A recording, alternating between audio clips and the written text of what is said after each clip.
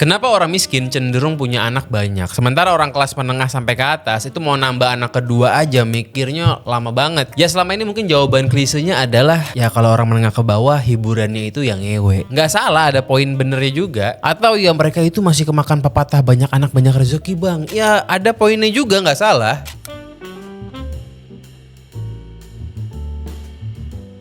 Ya emang orang itu lucunya suka pada prasmanan ayat. Yang dipakai ayat yang mendukung pernyataan banyak anak banyak rezeki. Tapi ayat yang mendukung anak ini merupakan tanggung jawab harus diurus dengan sepenuh hati, kadang-kadang di skip. Tapi masalah ini sebenarnya jauh lebih dalam. Bisa dibilang ini merupakan murni masalah cara kerja otak dan juga insting evolusi. Kita bahas.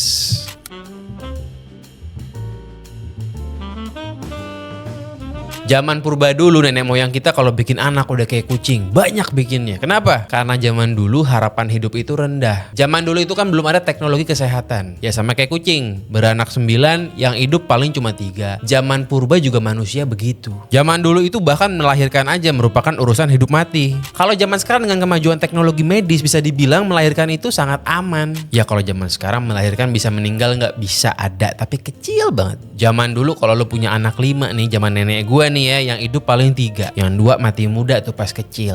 Banyak yang begitu. Zaman dulu, zaman purba lebih parah lagi. Makanya gak heran anaknya banyak. Dan gak heran juga trennya itu tahun ke tahun anak makin sedikit, keluarga inti makin kecil. Kenapa? Karena ya kalau punya anak sekarang, anaknya 2, ya kemungkinan besar dua-duanya bakalan hidup sampai dewasa. Kecenderungannya begitu. Karena tadi lu masalah kesehatan sekarang udah lebih maju. Masalah nutrisi pun sekarang lebih maju. Ya intinya orang sekarang harapan hidupnya meningkat. Semakin maju zaman semakin tinggi harapan hidupnya. Dulu keluarga inti itu 7 orang, bapak, ibu, anak 5. Lama-lama jadi 4. Zaman gua kecil tuh keluarga inti normalnya 4, bapak, ibu, anak 2. Zaman sekarang jadi 3 keluarga inti, bapak, ibu, anak 1. Banyak yang begitu. Bahkan mungkin ke depannya keluarga inti itu trennya bakalan jadi 2, istri suami, gak ada anak, child free.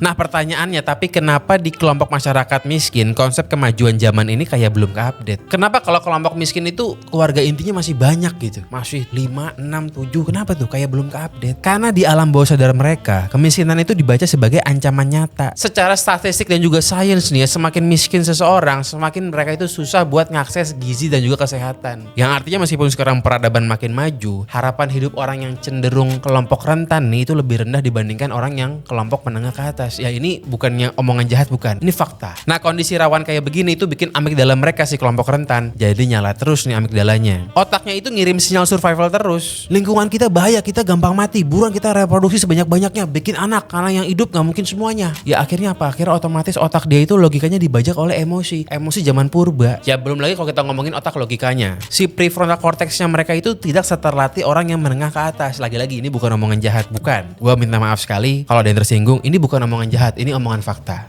Karena begini, otak itu tidak mengenal kaya atau miskin, tidak. Tapi otak itu harus dilatih. Itu fakta. Mau lu orang kaya, sultan, atau keluarga Rothschild, otak itu butuh dilatih. Ini bukan soal kaya miskin. Nah masalahnya memang kalau mereka itu kelompok rentan, itu otak logikanya jarang terlatih. Kenapa? Karena mereka itu gak sempat, gak punya waktu buat mikirin masa depan. Karena masih sibuk mikirin hidup hari ini sama hidup besok. Makanya gak terlatih buat mikirin konsekuensi. Mereka gak mikirin soal inflasi, mereka gak mikirin investasi, karena emang tidak ada kesempatan untuk berpikir seperti demikian. Gak ada kesempatan buat training. Kalau kelompok menengah sampai ke atas, mereka udah sibuk tuh ngitungin inflasi, ngitung KPR, ngerencanain tabungan pendidikan, asuransi, pusing mikirin sekolah anak. Otak rasional mereka lebih terlatih sampai akhirnya mereka itu dibanding ngejar quantity, milih ngejar quality buat anaknya. Karena mereka paham anak ini perlu asupan banyak nih soal duit dan waktu. Gak bisa banyak-banyak anaknya, repot. Yang kelompok rentan, ya bisa makan hari ini aja udah untung. Gak mikirin 2 tahun lagi, gak mikirin kejauhan. Nah ini PR siapa? Ini PR negara juga.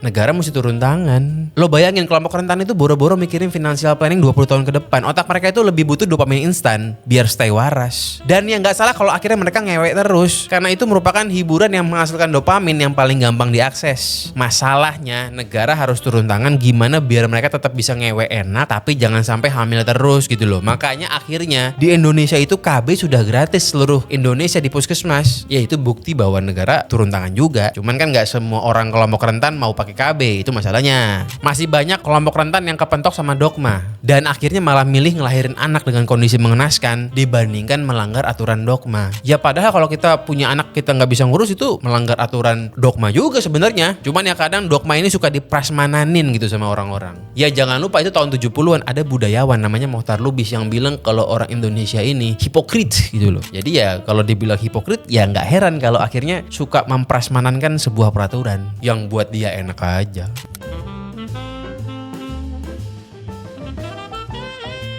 Dan ada juga nih ya fenomena otak reward manusia, tepatnya di bagian nucleus accumbens. Ini bagian yang ngomongin soal reward nih, sistem reward di otak. Di kelompok rentan itu banyak yang suka ngebayangin gimana kalau misalnya kita punya anak 8 orang. Salah satu kan bisa sukses tuh. Ini kan bisa jackpot. Nah itu yang main di nucleus accumbensnya. Mereka akhirnya berpikir untuk cari reward dari punya anak banyak. Dari 8 masa satu aja nggak ada yang berhasil sih. Pasti ada yang jackpot nih. Tetangga gua aja tuh ada yang anaknya jackpot kok. Berhasil juga tuh dia akhirnya. Akhirnya karena anaknya berhasil, orang tuanya jadi kaya juga. Wah itu main di nucleus accumbens tuh, sistem reward. Otak ngebaca punya anak banyak itu sebagai jackpot high reward. Siapa tahu kapan-kapan nih anak bisa bawa Alphard ke kampung. Nah bisa begitu tuh. Nah antisipasi hadiah gede kayak begitu rasanya enak banget di otak. Sampai akhirnya itu bikin sistem kognitif mereka itu jadi agak buta. Mikirnya hadiahnya doang, gak mikir cara dapetin hadiahnya. Ya bener, ada orang yang lahir di keluarga miskin akhirnya jadi sukses, ada. Bukan gak ada.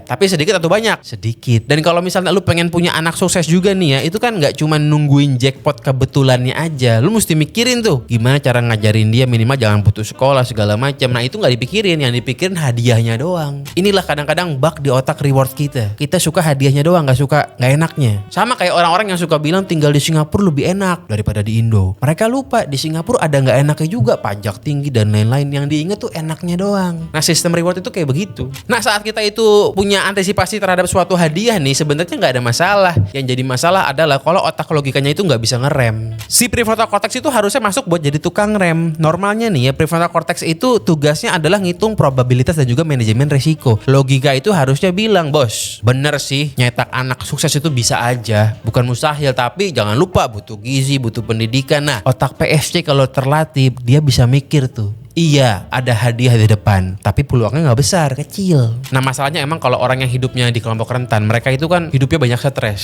Karena keseringan stres itu otaknya banyak hormon kortisolnya. Semakin sering kita tinggi kortisolnya, itu semakin kita PFC-nya itu nggak bisa mikir. Jadi otak logika dia itu nggak bisa buat ngerem karena emang udah kedisrap sama kortisol. Akhirnya yang menang siapa? Akhirnya yang menang adalah imajinasi jackpot, bukan ngitung manajemen resiko. Mereka nggak kebayang tuh, malah dengan makin banyaknya anak, mereka makin susah juga sebenarnya. Dan ada lagi nih faktor amigdala. Orang di kelompok rentan mereka itu setiap harinya suka ketakutan. Ketakutan bagaimana nanti kalau sudah tua nggak ada yang ngurusin, terlantar kelaparan, sakit-sakitan, nggak ada uang, kebayang terus setiap hari. Nah karena mereka ngerasa terancam dan putus asa nih, amigdala itu akhirnya ngasih izin ke otak buat ngambil spekulasi tingkat tinggi. Mereka bikin perjudian tingkat tinggi nih, punya anak supaya anaknya bisa ngurusin mereka pas tua nanti. Kalau yang orang kaya mereka takut juga terlantar, tapi karena otak logika mereka jalan, mereka akhirnya nyiapin duit buat tinggal di panti jombo. Kalau mereka yang kelompok rentan, mereka lebih milih untuk punya anak aja buat ngurusin, karena ya gak mungkin ke panti jombo kan. Ya padahal sebenarnya sih bisa ke dinsos. Nah spekulasi kayak begini itu kan sebenarnya durhaka banget ya. Orang tua durhaka gitu loh, ngelahirin anak dengan kondisi susah cuma demi buat ngurusin pas tua nanti. Kurang ajar itu loh. Jadi pola pikir nganggap anak sebagai investasi hari tua itu sebenarnya adalah error kalkulasi dari otak yang udah kelelahan. Ya lu bayangin otak itu logikanya udah gak jalan karena capek ngadepin kemiskinan setiap hari, kortisol tinggi, mikirin hidup hari ini aja juga susah, besok pun gak kebayang. Ya gimana mau mikirin yang jauh-jauh kan begitu. Dan kalau lu pernah baca buku Psychology of Money, di buku itu tuh ditulis bahwa emang kalau orang miskin nih ya, mereka itu memang tidak terlalu mengherankan kalau suka main judi. Karena di otak mereka main judi itu memang merupakan the only one cara buat bikin jadi kaya gitu. Karena gak mungkin pakai cara yang lain, gak mungkin pakai cara sekolah dan lain itu terlalu jauh, gak kebayang gitu loh. Orang itu berinvestasi tergantung pengalaman, experience kehidupan sebelumnya. Jadi kalau di buku Psychology of Money, sekarang misalnya lu umur 25 nih, cara lu berinvestasi itu akan dipengaruhi oleh kehidupan lu dari kecil sampai umur 25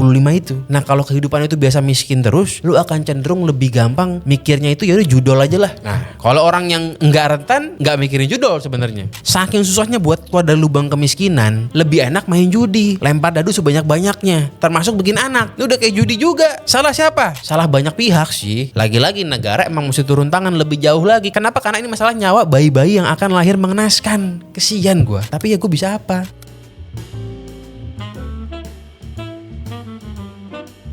Fenomena banyak anak di kelompok miskin itu bukan sekedar mereka kurang edukasi, bukan sekedar mereka salah pergaulan, bukan. Itu respon biologis dan juga evolusi dari otak mereka yang kejepit kemiskinan. Nah sekarang PR terbesar kita itu adalah bagaimana caranya bikin prefrontal cortex masyarakat rentan itu bisa lebih ambil kendali. Biar apa ya? Biar mereka itu segera berhenti meromantisasi pepatah banyak anak banyak rezeki. Karena banyak anak banyak rezeki mungkin iya, tapi tanggung jawabnya pun nggak kalah besar. Jangan lu brojol nggak lu urusin tuh anak. Nah kalau lu pada gimana? Keluarga inti lu berapa? Sekarang anakku baru 1 dan memang rencana gue ini so far ya 1 aja sih. Jadi memang gue sejauh ini keluarga inti 3 aja. Ya kalau teman lo misal juga ada yang keluarga inti cuma 2 yang child free, jangan lu marahin juga, jangan lu maki-maki, itu hak mereka. Jangan dikit-dikit lo itu menuduh bahwa orang yang child free adalah orang yang mengikuti agenda Dajjal untuk depopulasi umat muslim. Aduh, kejauhan. Orang yang child free itu ada yang karena takut nggak bisa ngurus anak, ada juga yang karena emang mereka tahu bahwa dunia ini tidak adil, dunia ini menyeramkan, ya itu hak mereka aja. Kalau mereka child free, mereka nggak ngerugiin siapapun. Yang ngerugiin orang lain itu adalah mereka yang anaknya banyak tapi nggak bisa ngurus. Nah itu yang harus kita omongin dan yang harus negara turun tangan. Karena ini masalah nyawa manusia, bro. Kesian loh kalau lo ngeliat pengamen di jalan tuh ya bawa bayi. Itu bayi kesian. Nggak salah apa-apa tapi ditarik ke kemiskinan. Kesian. Dan jangan lupa zaman sekarang KB itu gratis. KB cewek ada, KB cowok juga ada. Semuanya gratis. Semiskin-miskinnya lu nggak punya alasan, nggak punya duit buat pasang KB. Nggak bisa karena gratis. Dan KB itu nggak harus ceweknya. Cowok juga bisa. Kalau cewek KB itu banyak efek sampingnya. Ganggu hormon, bikin jadi gemuk segala macam. Tapi kalau cowok itu vasektomi sama sekali nggak ada efek sampingnya. Cuma memang banyak yang mengatakan itu tidak boleh dilakukan. Kebentur sama aturan agama. Tapi ya lagi-lagi jangan lupa ngelahirin anak yang nggak bisa lo urus itu juga melanggar aturan agama. Nah di sini empati lo bakal diuji nih sebagai manusia. Kira-kira lo pilih mana? Nggak ngelanggar aturan nggak boleh vasektomi, atau lo lebih memilih untuk ngelanggar aturan vasektomi supaya anak lo nggak lahir mengenaskan? Ya ini empati lo diuji. Ya pilihan masing-masing ini kan nggak bisa dipaksa juga. Ini merupakan bagian dari hak asasi manusia. Cuman jangan lupa, lo punya hak asasi untuk menentukan vasektomi apa enggak. Tapi jangan sampai lo lupa anak yang akan lo lahirkan itu juga punya HAM juga loh. Mereka juga punya HAM untuk nggak hidup susah. Dan ya memang ada yang bilang bahwa Indonesia ini orang-orangnya kurang empati. Makanya agak susah tuh buat nentuin pilihan, seringnya egois. Ini bukan kata gue loh. Ini kata peneliti UGM. Dia bilang orang Indonesia kurang empati. Bukan kata gue, bukan. Ya wes, adios, famos, I love you all. I see you in the next videos. No homo.